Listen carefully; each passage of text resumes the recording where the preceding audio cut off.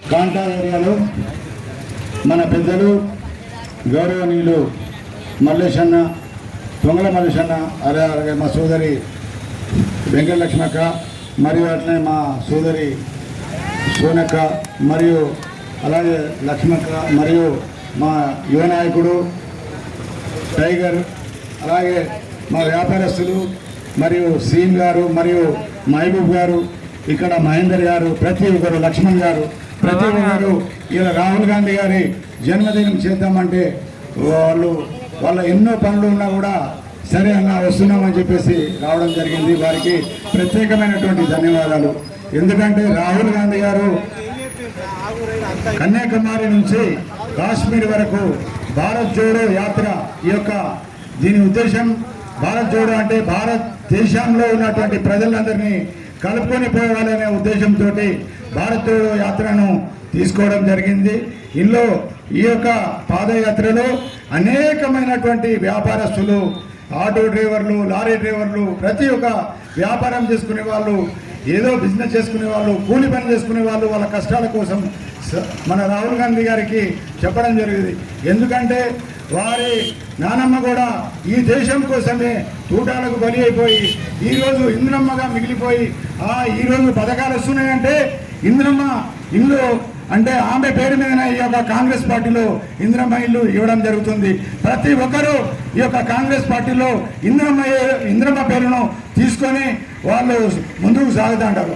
గతంలో కూడా రాజశేఖర రెడ్డి గారు ఉన్నప్పుడు కూడా ఇంద్రమ్మ రాజ్యం తేవాలనే ఉద్దేశంతో ఈ యొక్క ఇంద్రమ్మ పథకాలను, అనేకమైనటువంటి సంక్షేమ పథకాలను వారు తీసుకురావడం జరిగింది.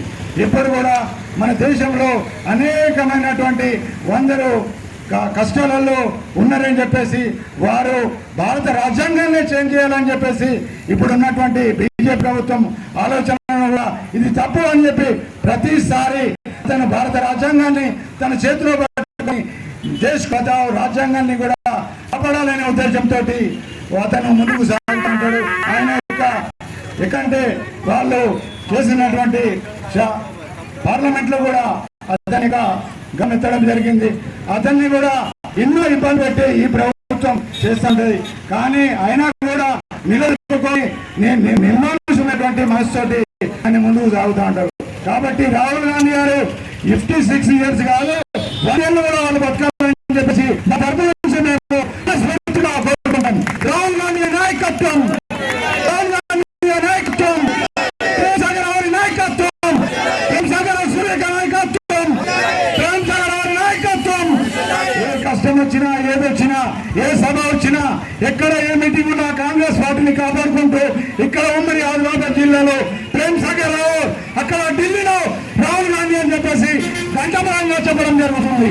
ఎందుకంటే ప్రజల కష్టాలను వారి కష్టాలుగా భావించి వారు ముందుకు సాగి 2500 చిన్నగా పాదయాత్ర చేసి ప్రజల కష్టాలను తెలుసుకొని రాబోయే రోజులలో మన పిఎంను ప్రధానమంత్రిగా ప్రతి ఒక్కరూ వారికి అమూల్యమైన ఓటు వేసి వారికి ఇవ్వాలని చెప్పేసి కోరుకుంటున్నాను. అలాగే మన పిఎస్ఆర్ గారు, మన ఉమ్మడి ఆదిలాబాద్ జిల్లా టైగర్, ఆయన ఆరోగ్యం బాగా లేకుండా మన మంత్రాల జిల్లాలో ఎంతో కార్పొరేటర్లను కల్పించి ఒంటి చేతగానే తీసుకున్నటువంటి నాయకుడు ప్రేమసాగర్ రావు, అమ్మ లాంటిది సూర్యకమ్మ. ఎందుకంటే వాళ్ళు ఏ కష్టం వచ్చినా ఎవరన్నా పార్టీలకు అతీతంగా కాకుండా మనుషులను ఎవరైనా చూసి ఎండాకాలమైన వర్షకాలమైన ఎవరికి ఏ కష్టం వచ్చినా తల్లిదండ్రులు వాళ్ళు భావించి వాళ్ళు ముందుకు అవుతూ ఉంటారు. కొంతమంది పేర్లు చెప్పుకొని బతుకుతారు కానీ వాళ్ళతోటి అయ్యేది లేదు, ఏం పోయేది లేదు. ఎందుకంటే ప్రేమసాగర్ గారిని ఈ యొక్క మన రేవంత్ రెడ్డి గారు ఆలోచించి వారికి మంత్రి పదవి ఇవ్వాలని చెప్పేసి కూడా కోరుకుంటున్నాం. ఇకపోతే నా యొక్క ప్రాణత్యాగానికైనా సిద్ధమని చెప్పేసి వారికి విన్నవించుకుంటున్నాను. జై హింద్, జై కాంగ్రెస్. రాహుల్ గాంధీ గారి నాయకత్వం, రాహుల్ గాంధీ గారి నాయకత్వం.